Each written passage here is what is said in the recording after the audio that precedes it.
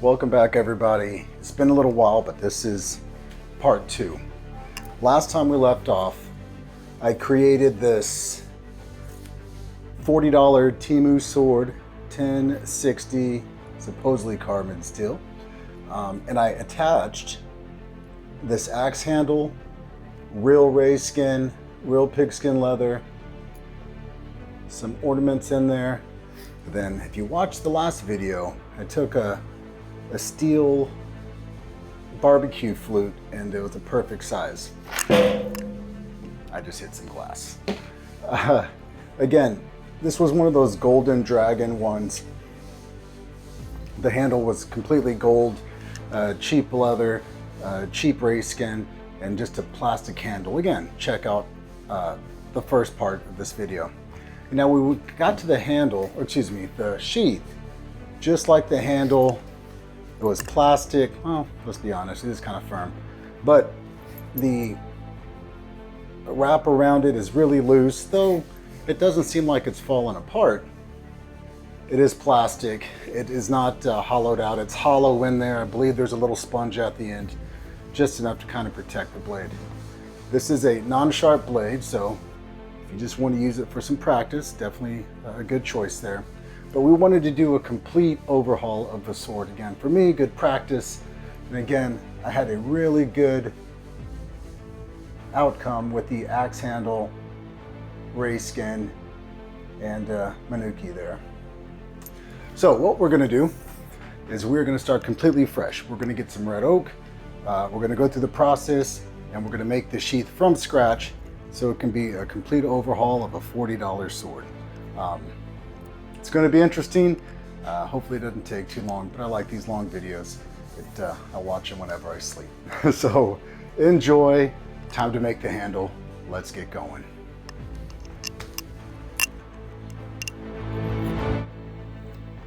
So getting a good start is about making sure it's nice and lined up.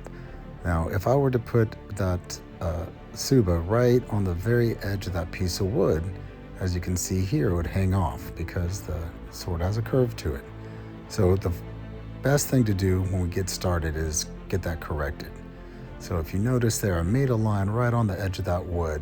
That would get it straight. So step one is we're going to cut that off there on both sides to make sure it can sit properly straight. So we're just going to line it up, get a good cut, so it could be nice and even.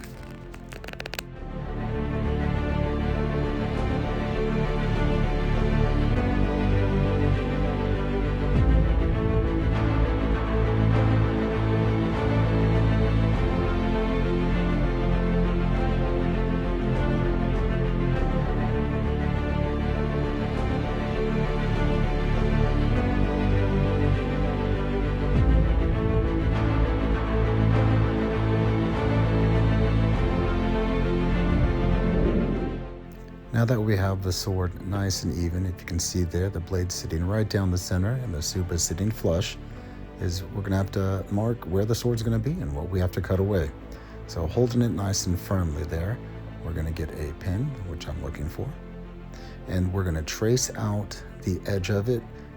If you get a little crazy, it's all good. You can see I'm having a nice go at it. We just want a good marking of where that sword is gonna be and what we're gonna have to carve out. So take your time, make sure the blade doesn't slide around. You should be good to go.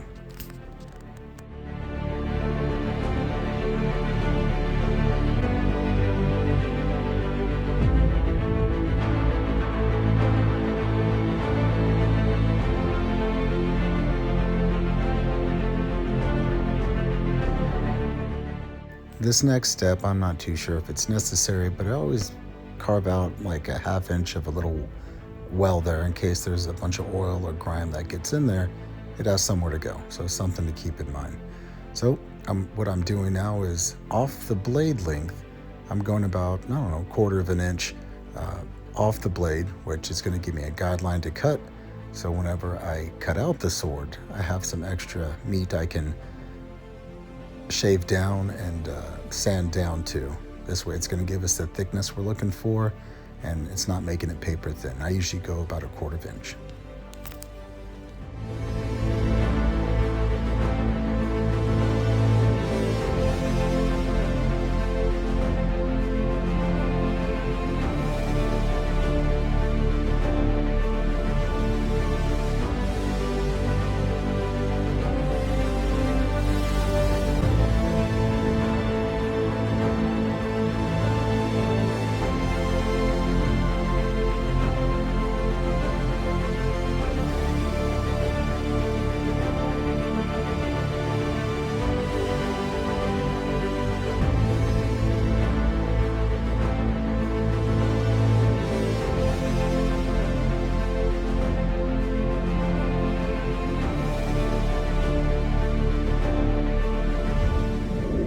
This next step is pretty important.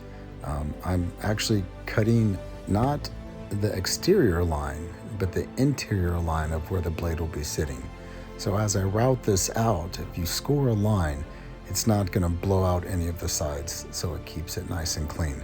So please, please, please take your time, cut away from yourself, and just have some control with it. There is no rush. You don't have to cut all the way deep or thick, just a nice score line. That way it has, when it cuts the wood out, it has a line to follow.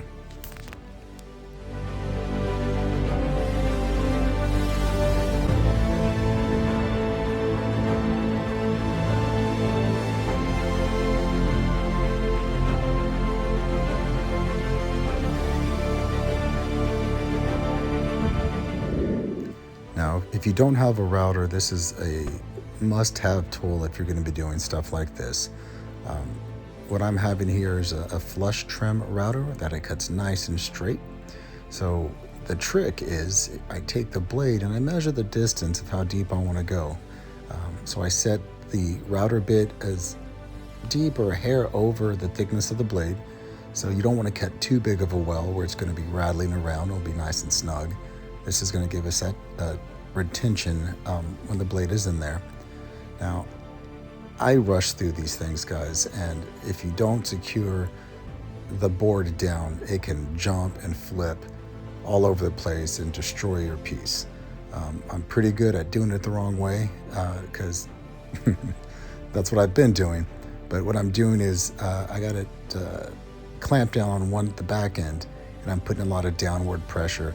It does look like my hand is close to the blade, but it's not. It's actually holding the guard. That way, if it does kick, I have some kind of control to it, and I'm just going nice and easy. The thicker the wood you're cutting, the harder it's going to be. So take your time. Don't feel rushed. Back out, making sure your blade hasn't moved, and I like to go down the middle to get the meat, and then I'll start on the sides to trim up the edges so nothing blows out.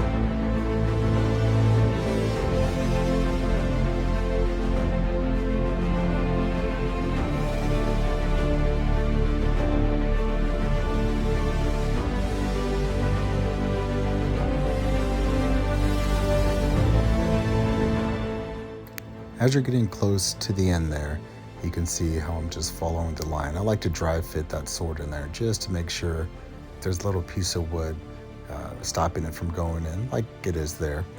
That way I can kind of see where I need to trim. Remember, you can always remove more, but you never can add more back on.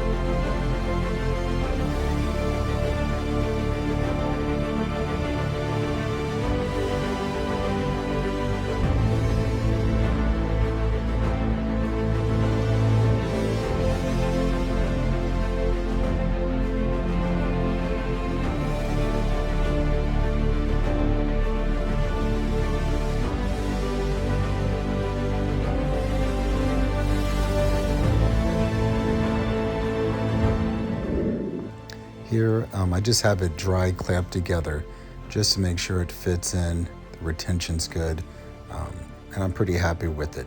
Again, there's still a lot of trimming we have to do on it, but now that I know it can fit in there properly, there's the exterior line that I'll be cutting on. I just gotta make sure and cut the edge short there so I have a little extra wood, obviously, for another project I'm working on now. So when I know it's nice and dry fit, I'm going to go ahead and cut that edge off to shorten it up. It doesn't have to be precise, just getting a good start there. Now there's a bunch of ways you can do this.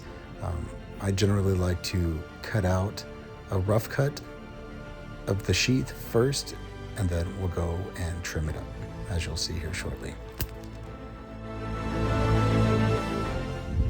I knew things were going a little too smooth because once I started my bandsaw, the tire tore off on both ends, and well, not much you can do here, but you end up buying a brand new unit. So let's say goodbye to the Ryobi that's given me so much love. But I was in a rush, everything was closed, so we're doing this the old school way. We're gonna get the jigsaw, same concept of a bandsaw, just in a handheld machine. And it didn't have to be perfect, right? Because I can always sand down. So I knew this would give me the rough cut I'm looking for the next step. Again, take your time, go slow, and make sure it's nice and propped up so the blade does not hit anything.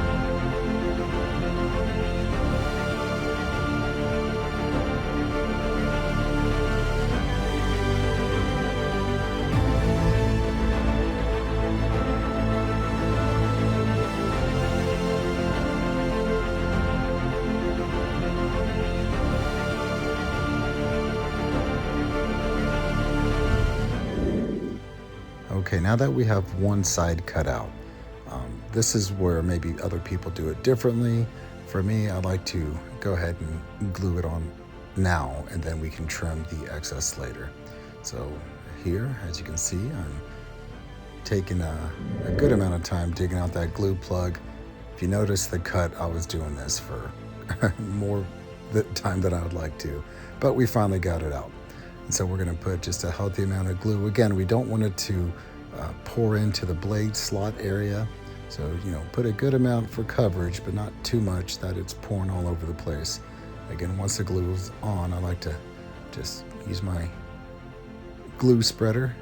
God gave me 10 of them, so we're gonna use the index, and just nice and even. It's gonna distribute the glue evenly, and if anything falls into the blade well, I can go ahead and wipe it up.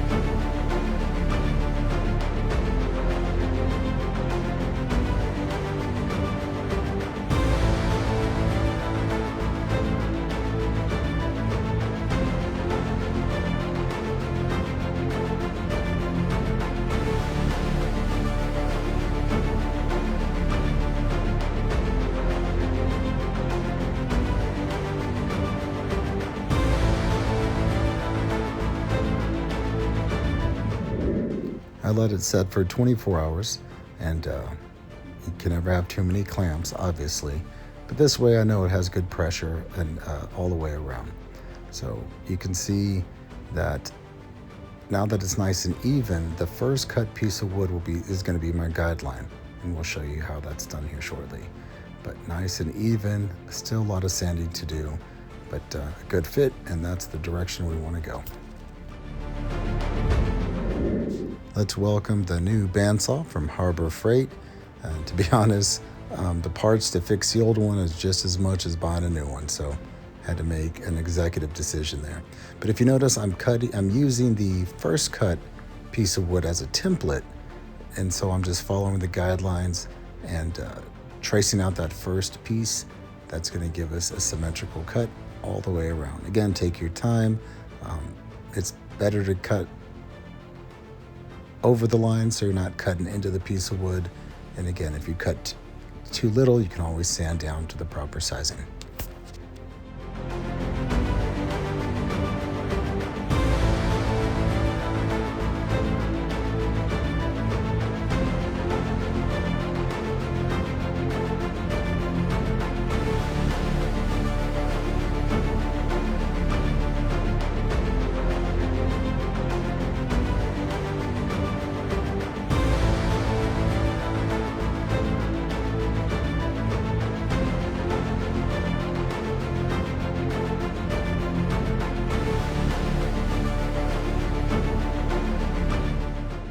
With a piece like this, if you notice, it's going to be off a little bit because the hole is scribed into one side and not the other.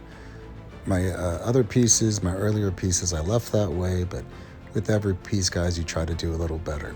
So on the thicker piece, I took a measurement, the distance from the hole to the edge on the short end, and I measured that out to cut on the long ways. Obviously, take your time with this. You know, if a piece kicks back, you don't want to be in the way of it. Abandon the piece, it's not worth saving, but if you take your time, everything will be just fine. And now that we have made that cut, the hole is evenly down the middle. Perfect.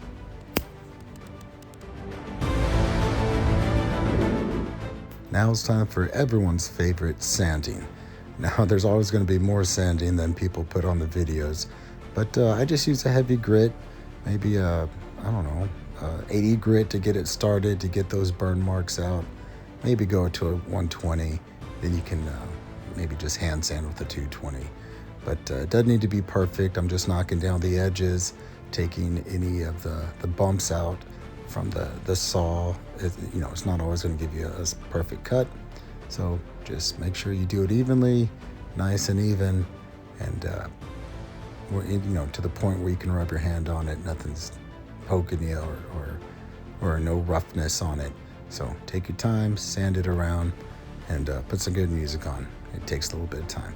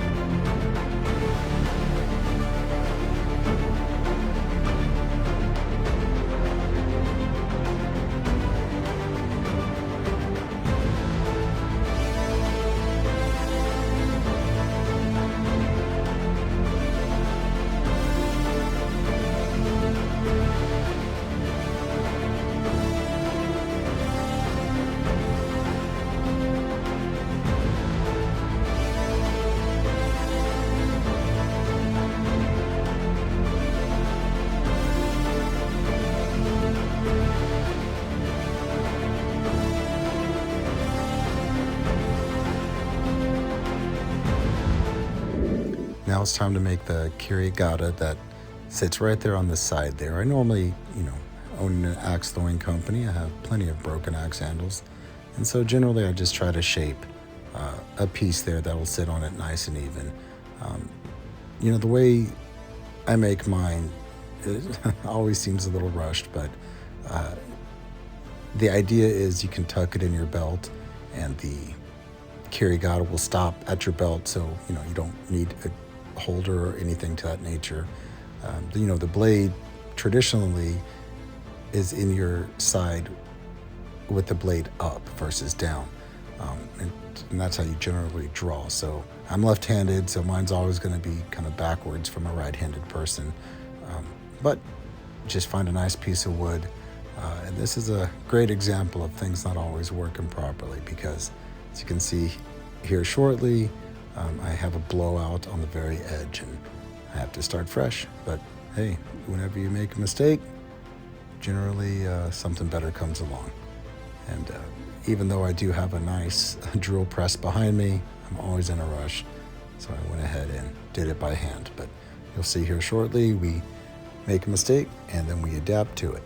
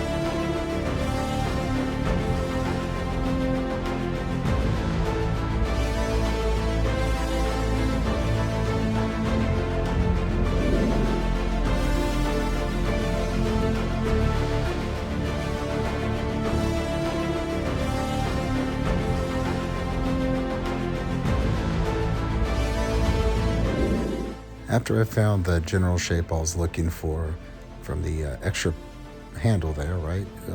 When a piece was messed up on one end, I just cut the edge off and went on to the other half of it. Found a good shape I was looking for. Just kind of sanding, axe handles come with a gloss on them,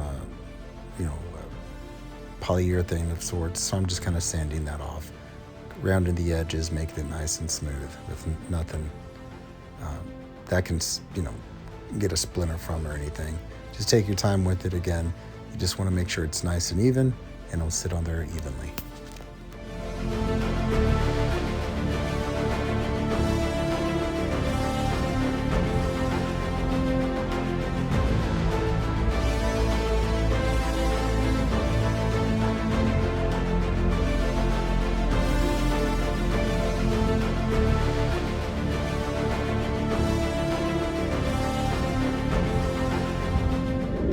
I was at generally a good stopping point here, but it was a little too square for my liking. So I just got a rounded bit, where the first I used a flush bit. This one is a rounded one, so it can take those 90 edges and just give a nice curve to it. It's not taking much off, but it just gives it more of a finished look, and it, as you're handling it, it gives it more rounded edge to it, and obviously makes it a little more custom. Again, take your time, hold downward pressure, and just make sure you get that nice evenness to it. It's going to be slightly rough, but with the sanding I've done, after we do this round over edge, just a little hand sanding, and we're good to go. All right, now time to get that kirigata on there. Just a dab of glue is all you need. So just put some good industrial glue on there. Push it down where you want it. I usually do a hand's length below. Put a clamp on it, and then we wipe up the edges. I let it set for about 24 hours. I put a few big popsicle sticks in there to kind of hold the edge. And this is when I decided to go with the black. I went with the satin black. I didn't want it too glossy. I didn't want it matte. So that satin color was really looking nice when I was putting it on. Take your time, keep that can moving, because you do not want anything to puddle, pull, or drip. So I'm just kind of pushing away and pulling whenever I'm spraying, trying to keep it even. Popsicle sticks come in handy there. I can hold on to that and I can get all the edges and the ins and outs of that saya there. So it's going to be nice, evenly distributed with the paint.